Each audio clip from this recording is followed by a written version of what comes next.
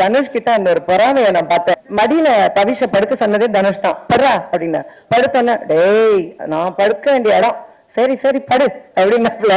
அந்த மாதிரி அதெல்லாம் வந்து எனக்கு ரொம்ப சந்தோஷமா இருந்தது. சின்ன சின்ன பசங்கள்லாம் என்னை வெளியே பார்க்கும்போது, ஏய் தனுஷ் அம்மா போறாங்கடா அப்படிம்பாங்க.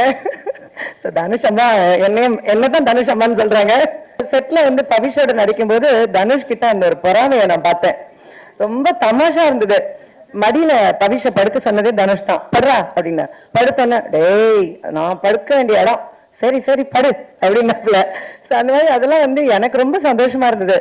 எல்லா மொமெண்ட்லயும் வந்து அவருக்கு என் அம்மாவை நான் உனக்கு கொடுத்துருக்கேன், சரி போனா போறது கொஞ்ச நாள் அந்த சந்தோஷத்தை நீ அனுபவிச்சுக்கோ, அந்த மாதிரியும் இருந்தது. இந்த படத்துல வந்து நான் பவிஷை பத்தி முதல்ல சொல்லணும். பவிஷ் ரொம்ப கஷ்டப்பட்டு வேலை பார்த்திருக்காரு இதே மாதிரி. அதாவது தனுஷ் வந்து நடிக்க சொல்லி கொடுத்து ஒருத்தர் நடிக்கிறதுனா பாருங்க அது எவ்வளவு கஷ்டம்.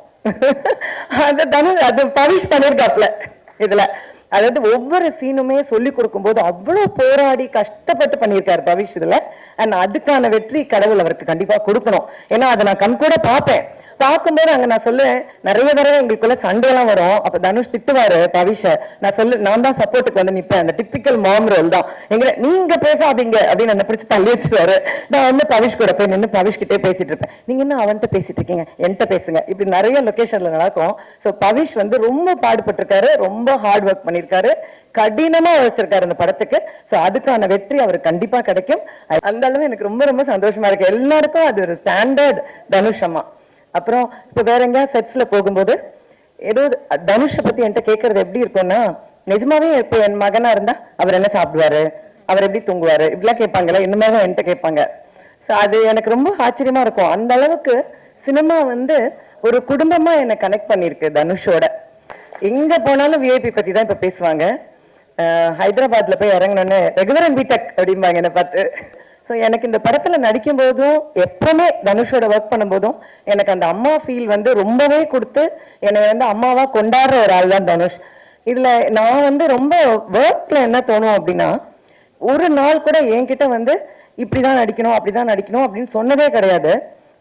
என்ன டப்பிங் பண்ணும்போதும் சரி, நான் எப்படி பேசினாலும் ஓகே ஓகேன்னு சொல்லிட்டே இருப்பாரு. நான் சொல்லுவேன், நிஜமாதான் சொல்றீங்களா இல்ல எனக்காக சொல்றீங்களான்னு கேட்பேன். இல்ல நிஜமாவே நல்லா இருக்கு அப்படிம்பாரு. ஸோ அதுவும் எனக்கு ரொம்ப பெருமையா இருக்கும். இன்னொன்னு வந்து எல்லாரும் அவரை பத்தி பேசும்போது மல்டி டாஸ்கிங் பண்றதை பத்தி பேசுறாங்க இல்லையா. நான் நோட்டீஸ் பண்ணது என்னன்னா, அவர்கிட்ட ஒரு பெரிய டிசிப்ளின் இருக்கு. அதாவது ஒரு இந்த காலத்துல அது எத்தனை பேருக்கு இருக்கு அப்படின்னு எனக்கு தெரியல. பயங்கர டிசிப்ளின் இருக்கு.